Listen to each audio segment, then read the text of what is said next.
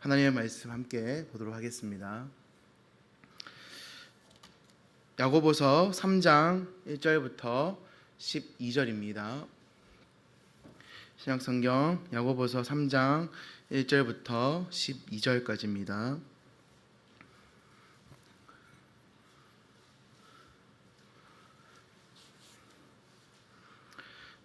신약성경 야고보서 373면에 있습니다. 야고보서 3장 1절부터 12절까지 한 절씩 교독하도록 하겠습니다. 내 형제들아, 너희는 선생된 우리가 더 큰 심판을 받을 줄 알고 선생이 더 많이 되지 말라. 많으니 하늘 말에 실수가 없는 자라면 곧 온전한 사람이라 능히 온몸도 굴레에 씌우리라. 우리가 말들의 입에 재갈 물리는 것은 우리에게 순종하게 하려고 그 온몸을 제어하는 것이라. 그렇게 크고 광풍에 밀려가는 것들 지극히 적은 키로서 사공의 뜻대로 운행하나니 이와 같이 혀도 작은 지체로 돼 큰 것을 자랑하도다. 보라, 얼마나 작은 불이 얼마나 많은 나무를 태우는가. 불이여 불의의 세계라. 하는 우리의 지중에 더럽히고 삶의 수레바퀴를 불사라. 그 사라는 것이 지옥불에서 나느니라.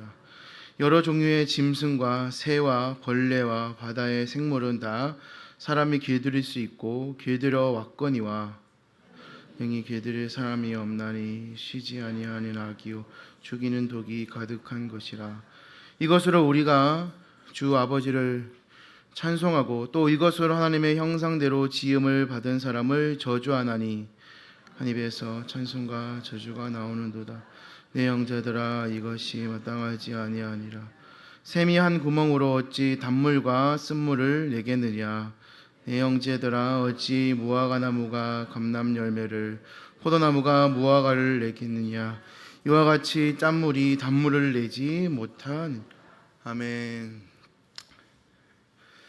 말의 영성이라는 제목으로 함께 말씀을 나누도록 하겠습니다. 함부로 말하거나 강한 비난을 하는 사람들을 가리켜서 막말을 한다라고 우리가 종종 이야기를 합니다.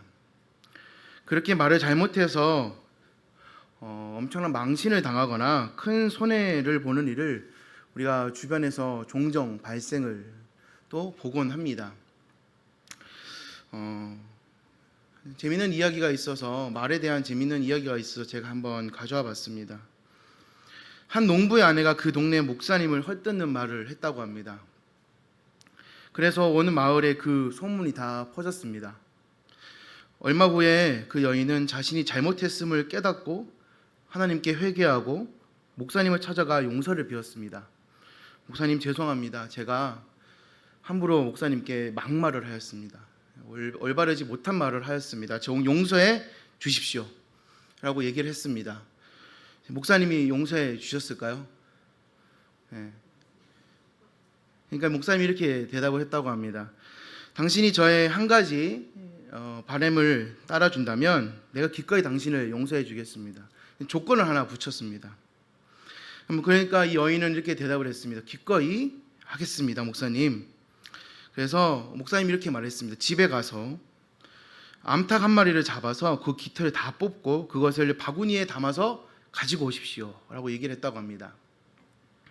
30분 후에 그녀가 돌아왔습니다. 돌아와서 목사님께 말했습니다. 이제 목사님이 그 여인에게 그 뽑은 털을 가지고 동네로 가서 각 거리마다 이 깃털을 뿌리고 돌아오십시오 라고 얘기했다고 합니다.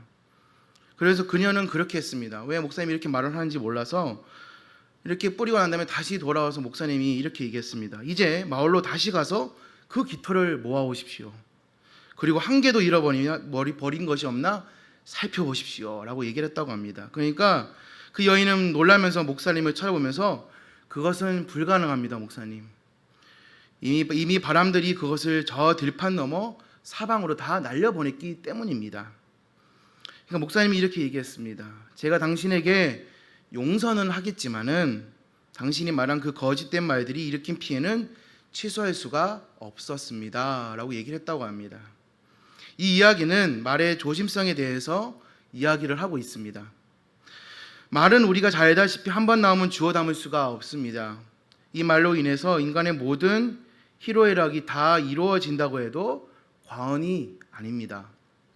우리가 부부 간에, 또 부모 자식 간에, 이웃 간에, 상사와 또 사원 간에 따뜻한 격려의 말 한마디가 우리가 우리의 삶을 바꿔놓을 수도 있다라는 뜻입니다. 그러나 그 말이 또 굉장한 성과를 가져올 수도 있습니다. 종교개혁자 존 칼빈은 우리의 모든 말들은 친절과 은혜로 가득해야 합니다. 이를 위해서 우리는 남에게 유익이 되는 말과 친절한 말을 해야 합니다라는 이야기를 했습니다. 좋은 말 한마디가 갖는 힘은 우리의 상상을 초월하는 것입니다. 오늘 말씀을 통하여서 이 말에 담긴 믿음과 영성에 대해서 잠시 살펴보면서 은혜를 나누기를 바랍니다. 첫 번째는 이 말은 엄청난 위력이 있습니다. 사실 우리가 말로 상처를 받는 대부분은 바로 저 멀리 있는 TV에 나오는 어떤 정치가들 때문에 상처를 받는 것이 아닙니다. 바로 가까운 사람들에게 의도적이든 그렇지 않든 툭 던진 말 한마디 때문에 상처를 많이 받습니다. 마찬가지입니다. 그렇기 때문에 자기는 아무것도 아닌 이 말 한마디 때문에 상대방에게는 엄청난 상처가 될 수가 있습니다. 제가 오늘 이 말씀을 준비하면서 저 자신을 엄청 많이 돌아봤습니다. 저는 이렇게 살고 있는가? 나 때문에 상처를 받았던 사람이 누가 있는가? 머릿속에 떠올려 보면서 엄청나게 많이 회개를 했습니다. 우리 아내가 참 힘들었겠구나. 우리 아내가 나 때문에 너무 괴로웠겠구나. 마찬가지입니다. 지금까지 살아오시는 동안 여러분들이 상처를 입었던 적이 있다면 한번 생각을 해 보십시오. 오랜 세월이 지났어도 가슴이 뛰거나 흥분이 되거나 눈물이 나려고 하는 사건들을 한번 생각해 보십시오. 그 상처가 무엇 때문이겠습니까? 보통은 다 어떠한 육체적인 상처보다는 마음의 상처, 즉 이 말로 인한 상처가 가장 기억에 오래 남고 길게 갑니다. 우리 주변에 보면은 예수님을 안 믿는 분들이 있는데 믿고 싶어도 믿기 힘들어하는 분들이 있고 거부하는 분들도 있습니다. 우리 성도님들의 가족 중에서도 분명히 예수님을 믿었다가 지금은 안 믿고 또 믿고 싶으나 용기가 다시 되지 않아서 교회를 나오지 못하는 분이 아마 많이 있으실 겁니다. 그러나 되게 공통적인 점이 하나 있는데 자기가 죄인이라고 생각하지 않는다라는 점입니다. 교회에서 우리는 죄인입니다. 여러분들은 죄 속에 빠져 있습니다. 회개해야 됩니다. 여러분들 주님 앞에서 자기의 모습을 내려놓으십시오라는 설교를 들으면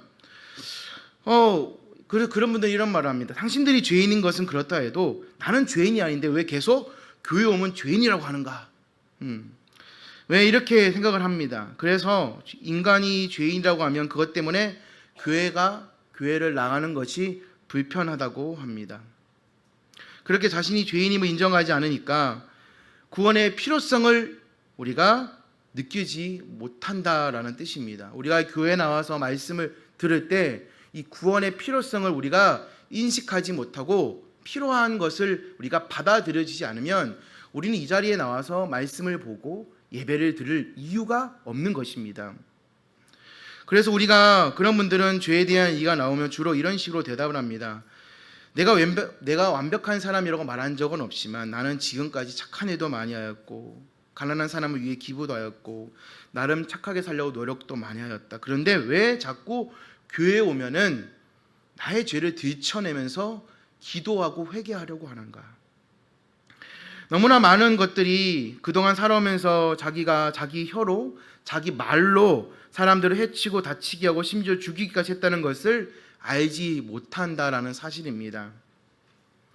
마찬가지로 너무나 많은 또 우리의 삶 가운데 말로 상처를 주는 것 중에 하나가 바로 이 부부관계입니다.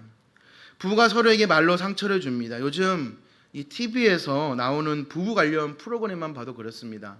여러분 한번 생각해 보십시오. 10년, 15년 전만 해도 이런 부부 관련해서 이혼에 대해서 다루는 TV 프로그램이 많았습니까? 없었습니다. 거의. 혹시 이런 걸 TV에서 매스컴에서 다루면 사회가 문제가 있나? 우리는 집에 아무리 문제가 있어도 겉으로 드러내지 않는다 라는 식으로 우리는 살아왔었습니다. 그런데 요즘에는 이 TV 프로그램만 봐도 이 결혼 지옥, 부부 이혼 숙녀 캠프, 이런 엄청난 이 내용의 제목만 봐도 무서운 프로그램들이 많습니다. 즐겨보고 있습니다, 저도. 마찬가지입니다. 그럼 보면서 말로 상처를 주고 또 길을 꺾고 부부싸움을 하다가 격해지면 자기 마음에도 없는 막말을 하기 시작을 하는 말들을 하는 것입니다. 또한 너무나 많은 사람들이 또 직장에서 또 우리 삶 가운데 이웃 간에 좋지 못한 말들로 상처를 주고 상처를 받게 됩니다. 그러면서도 우리는 그런 말의 위력을 잘 모른 채 내가 다른 사람을 다치게 하고 있다는 것조차 깨닫지 못하면서 살아가고 있다라는 뜻입니다. 오늘 말씀을 읽었는데요. 오늘 본문의 3장 4절 말씀을 보시게 되면 3장 3절 말씀을 보시게 되면 이렇게 말씀을 하고 있습니다. 우리가 말들의 입에 재갈 물리는 것은 우리에게 순종하게 하려고 그 몸을 제어하는 것이라 말씀합니다. 여기에 보면 말에게 재갈 물리는 이야기가 등장을 합니다. 힘을 놓고 보면은 말은 사람과 비교가 되지 않을 정도로 말은 힘이 셉니다. 특별히 이 야고보 사도가 살던 이 시대에는 가장 힘이 세던 어떤 수단은 말이었습니다. 그렇기 때문에 놀랍게도 그 힘이 센 말에게 재갈을 물려서 놓으면 사람이 이끄는 대로 순순히 따라간다라는 뜻입니다. 재갈은 작은 것이지만 그렇게 큰 힘이 있다라는 뜻이죠. 이어서 오늘 말씀의 본문 4절 말씀해 보시면 또 배를 보라 그렇게 크고 광풍에 밀려가는 것들을 지극히 작은 키로서 사공의 뜻대로 운행한다라고 말씀합니다. 여기에는 배의 키가 또한 등장을 하고 있죠. 배는 야고보가 살던 1세기 당시의 운송 수단 중에서 가장 크고 위력이 큰 아주 좋은 운송 수단이었습니다. 그렇게 큰 배를 봐도 전체의 키를 잡아주는 것은 작은 거다라고 말씀을 하고 있습니다. 사공은 그 작은 키를 조정해서 큰 배를 움직입니다. 5절 말씀해 보시면 이와 같이 혀도 작은 지체로되 이렇게 합니다. 우리 5절 말씀을 다 같이 한번 읽어보도록 하겠습니다. 이와 같이 혀도 작은 지체로되 큰 것을 자랑하도다. 보라 얼마나 작은 불이 얼마나 많은 나무를 태우는가. 산불이 날 때 큰 불을 처음부터 피우는 사람이 없듯이 작은 불에서 큰 산불이 나게 되는 경우가 많습니다. 5절도 작은 불이 큰 숲을 다 태우는 것처럼 혀의 말, 우리의 말도 작지만 그렇게 위험하다고 말씀을 하고 있습니다. 작은 것 같아도 치명적으로 위험하다라는 뜻이죠. 마찬가지입니다. 또한 6절에는 지옥불까지라고도 표현하고 있습니다. 여러분 우리가 우리의 말과 우리의 생각과 우리가 말하는 우리의 기관들을 잘 관리해야 될 필요가 있습니다. 마찬가지입니다. 우리의 혀의 엄청난 파괴력을 모르기 때문에 쉽게 말을 내뱉는 경우가 있습니다. 나의 말에 그냥 툭 던지는 말들, 내 생각에 거치고 나오지 않는 그런 말들이 사람을 되게 다치게 하고 힘들게 한다라는 뜻입니다. 이 교회도 마찬가지입니다. 교회에서 하나님의 마음을 품고 예수 그리스도의 십자가를 품은 모든 공동체에서 이 말 한마디가 사람을 살릴 수도 있고 죽일 수도 있는 큰 위력을 가질 수 있다는 사실을 깨닫고 여러분들 마음속 가운데 크게 생각하시고 또 마음을 품으시기를 바랍니다. 마찬가지입니다. 그러나 교회에서 지도자가 되려면 우리는 또 우리 마음 가운데 예수 그리스도의 마음을 품으려면은 이 말을 잘 다스릴 수 있어야 합니다. 그래서 자기 의견까지 섞어서 우리가 이 파괴력을 모르기 때문에 쉽게 말을 할 때가 참 많이 있죠. 오늘 본문의 1절, 3장 1절에 보시면 이렇게 얘기를 하고 있습니다. 우리 같이 읽어보겠습니다. 내 형제들아 너희는 선생된 우리가 더 큰 심판을 받을 줄 알고 선생이 많이 되지 말라. 여기서 이 선생이라는 단어는 우리가 쉽게 아는 어린이를 가르치는 선생이나 청소년 교사를 말하는 것이 아닙니다. 권위 있는 말을 해야 할 위치를 말하고 있습니다. 그런 자리에 서지 말라는 뜻입니다. 직책 때문에 교인들은 자기 말을 믿어주는데 영적 지도자가 잘못 가르치게 되면은 교회 전체가 잘못된 방향으로 갈 수 있기 때문에 우리는 말의 조심성에 대해서 야고보 사도는 얘기를 하고 있습니다. 마찬가지입니다. 우리가 하나님 앞에서 믿음의 공동체 안에서 거룩하고 경건한 모습으로 예수님을 닮아갈 수 있기를 바랍니다. 그렇기 위해서는 내 마음에 예수님을 닮아가고자 하는 노력이 필요합니다. 자녀가 부모를 보면서 배우듯이 나의 모습 가운데 또 이 성도의 언행 가운데 예수님의 말과 행동이 드러나는 우리 모두가 될 수 있기를 간절히 소망합니다. 두 번째로는 이 말을 분별할 수 있어야 믿음이 성장할 수 있다라는 뜻입니다. 그렇다면 어떻게 내가 하는 말을 조절할 수 있겠습니까? 이 야고보는 오늘 본문에서 세 가지 방법을 제시를 하고 있습니다. 첫 번째는 혀를 또 이 말을 길들일 수 없다는 것을 깨닫고 인정을 해야 한다는 뜻입니다. 오늘 본문의 7절과 8절 말씀을 같이 한번 읽어보도록 하겠습니다. 여러 종류의 짐승과 새와 벌레와 바다의 생멸은 사람이 길들일 수 있고 길들여 왔거니와 혀는 능히 길들일 사람이 없나니 쉬지 아니하는 악이요 죽이는 독이 가득한 것이라. 아멘. 7절과 8절의 말씀을 보면은 야고보 사도가 아주 직설적으로 아주 이 말하는 것에 대해서 아주 강하게 선포하고 있습니다. 이 말하는 것을 길들일 수가 없다라는 뜻입니다. 한번 말하는 그 사람의 모습은 그 말하는 것이 쭉 간다라고 말을 하고 있습니다. 이처럼 이 말하는 것, 우리의 혀는 길들여질 수 없는 것이기 때문에 우리가 말하는 걸로 실수하는 것을 줄이라라고 말씀합니다.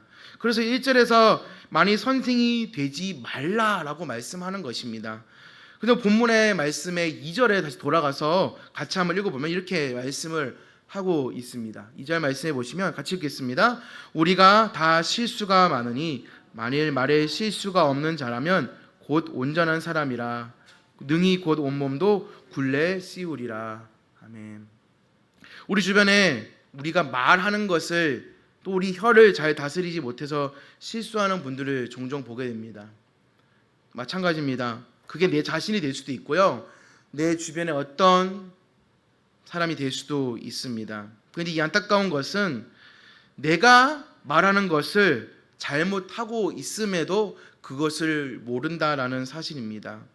특히 말을 전하는 경우가 그렇습니다. 자기는 잘 전한다고 말을 하고 있고 잘 말한다고 생각을 하고 있지만은 100% 사람에게 다른 사람에게 그 내용이 그대로 전달된다는 것은 거의 불가능합니다. 실수로 잊어버리기도 하고 또 고의로 자기의 불리한 말이나 옳지 못한 말은 삭제하고 전달하는 것이 인간의 본성입니다. 우리의 뇌는 자기가 듣기 싫은 말은 잊어버리는 경향이 있습니다. 그렇기 때문에 어떤 사람이 나에게 어떤 말을 했는데 나에게 좋지 못한 말을 했습니다. 나를 험담하는 이야기를 했습니다. 나에게 별로 득이 되지 않는 이야기를 했습니다. 그거는 별로 내 머릿속에 남겨두고 싶지 않는 것입니다. 교회도 마찬가지고 신앙생활도 마찬가지입니다. 우리가 설교 말씀을 들을 때 저 내용은 내 삶의 적용점에 매우 필요해. 남겨놔야지. 메모도 해야지. 말씀 가운데 밑줄도 쳐놔야지. 이런 것들은 기억이 되는데 저 내용은 지금 나의 삶과 아무런 관련이 없어. 이 내용과 이 설교 말씀은 내가 살아가는 이 지금의 시점에 아무 필요가 없는 말씀이야 라는 것들이 내 마음속에 딱 들어오는 순간 머릿속에 남겨지지 않습니다. 마찬가지입니다. 그래서 지내다 보면은 누군가가 와서 다른 사람이 남의 부정적인 이야기를 할 수도 있고 나에 대해서 부정적인 이야기를 할 경우가 있습니다. 전에는 그런 말을 들으면 그 사람에 대해서 부정적인 이미지가 들 때가 있었습니다. 그러나 우리가 그것은 남의 판단에만 의존하지 말고 비난을 받는 사람과 직접 대화를 나누면서 우리가 모든 사람의 이야기를 들어볼 수 있는 지혜가 필요하다는 뜻입니다. 바로 그것이 우리가 한쪽 말만 듣고도 말도 안 되는 상황에 빠져서 두둔한다면 그것은 어리석은 일이 될 수밖에 없습니다. 우리가 하나됨을 깨려는 그것이 바로 사단이 좋아하는 모습이 될 수가 있다는 뜻입니다. 두 번째는 이 혀를 잘 다루기 위해서는 우리의 인격을 바꾸는 모습이 필요합니다. 그런데 이것은 갑자기 사람의 인격이 어떻게 바뀌어지게 됩니까? 오늘 말씀의 9절과 10절의 말씀을 다시 한번 읽어보도록 하겠습니다. 이것으로 우리가 찬송하고 또 이것으로 하나님의 형상대로 지음을 받은 저주하나니 한 입에서 찬송과 저주가 나오는도다. 내 형제들아 이것이 마땅하지 아니하니라. 아멘. 어떤 인격을 갖추고 있는지는 자기가 어떤 말을 하고 있느냐에 따라서 그 사람이 보여지게 되고 이미지가 결정이 됩니다. 혀는 자신의 인격을 측정하는 온도계와도 같습니다. 여러분, 요즘 자신이 어떤 말을 하고 살고 있는지 한번 생각해 보십시오. 요즘 우리가 가장 많이 하는 말이 무엇입니까? 덥다. 예. 이 말 아마 제일 많이 하고 사실 겁니다. 덥다. 예. 좀 시원한 데 좀 가자. 시원한 것 좀 먹자. 덥다. 아마 이 말 아마 제일 많이 하고 사실 겁니다. 예. 근데 마찬가지입니다. 우리가 입만 열어서 우리가 이 더워서 불평을 하고 짜증만 낸다면 그것은 내가 감사할 줄 모르는 인격을 가졌다는 증거가 될 수도 있습니다. 저는 이 내용을 이거 설교에 이렇게 제가 이렇게 적으면서도 이건 내 모습인데, 나의 모습인데, 내가 그렇게 살지 않는데, 난 좀 참 제가 되돌아보았습니다. 지난 주일날 우리가 감사 주일을 보냈습니다. 지난 주일날 맥주 감사 주일을 보내면서 감사해야 됩니다. 한 상반기를 우리 지켜주신 주님께 은혜를 기뻐해야 되고 감사해야 됩니다라고 우리 청년들한테도 설교를 했고 또 우리 또 유치부 아이들한테도 제가 말을 했습니다. 그렇게나 우리 만나는 아이들마다 만나는 청년들마다 얘기를 했는데 정작 내 모습은 감사하면서 기쁨의 말을 내뱉고 있는가? 마찬가지입니다. 우리가 말은 인격의 표현이기 때문에 인격을 바꾸지 않고 말만 바꾸는 것은 소용이 없습니다. 여러분 아시지 않습니까? 사람의 이 우러나와서 말을 하는 것과 얼굴만 싹 바뀌어서 말을 하는 것은 다 티가 날 수밖에 없습니다. 우리는 마음이 바뀌어야만 합니다. 감사하는 마음, 사랑하는 마음, 불쌍히 여기는 마음으로 변해야 합니다. 그러나 그런 변화의 능력이 우리에게는 없습니다. 인격이 변화하는 방법은 우리에게는 없다라는 뜻입니다. 예수님을 신뢰하며 성령의 능력을 받아서 우리의 속사람을 바꿀 수 있도록 기도하는 우리가 될 수 있기를 바랍니다. 그제야 우리의 말이 지어될 수 있고 말을 조심하려고 노력하기 전에 주님께 순종하며 나아갈 수 있는 저와 우리 모두가 될 수 있기를 간절히 바랍니다. 마지막으로 세 번째는 우리의 말의 기관, 혀를 긍정적으로 써야 한다는 뜻입니다. 마지막으로 오늘 11절과 12절 말씀을 같이 한번 읽어보도록 하겠습니다. 샘이 함 구멍으로 어찌 단물과 쓴물을 내겠느냐. 내 형제들아 어찌 무화과나무가 감람 열매를 포도나무가 무화과를 맺겠느냐. 이와 같이 단물을 내지 못하느니라. 아멘.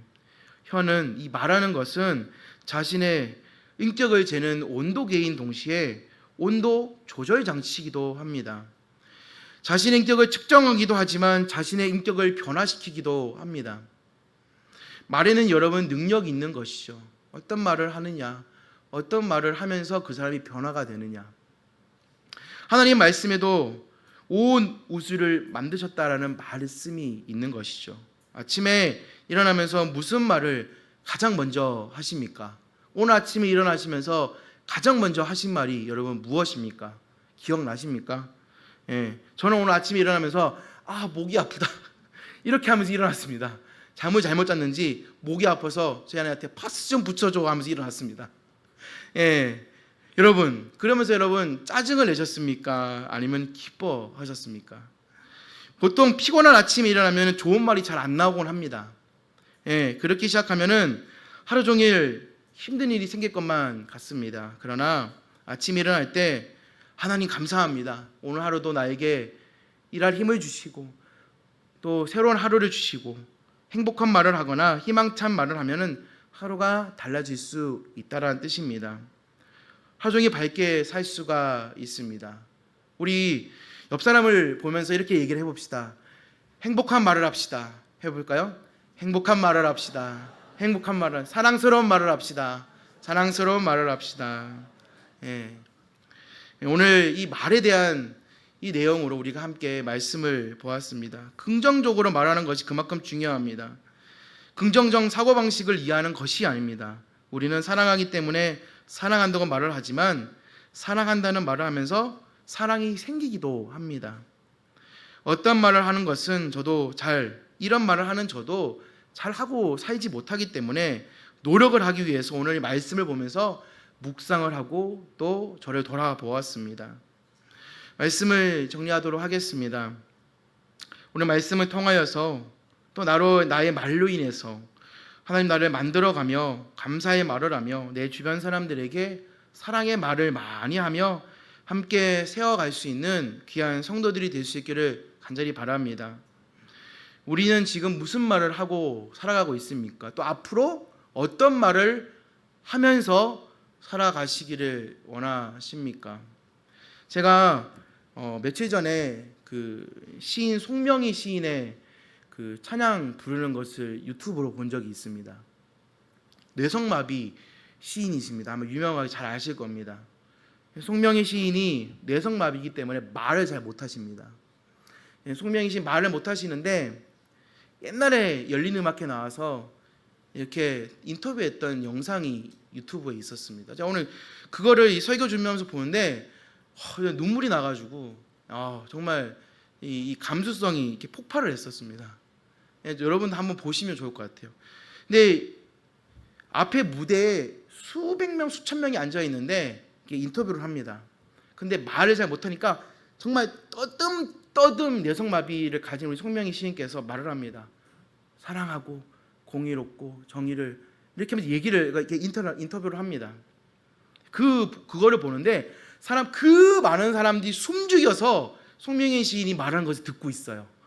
그거를 들으면서 어떤 사람은 눈물도 흘리고 어떤 사람은 감격을 하고 어떤 사람은 그 말을 듣기 위해서 귀를 쫑긋하고 있습니다. 뇌성마비에 걸렸기 때문에 말이 어눌해서 무슨 말 하는지 잘 알아듣기도 어려운데 그 말을 듣기 위해서 그렇게 보고 있는 것입니다. 마찬가지입니다.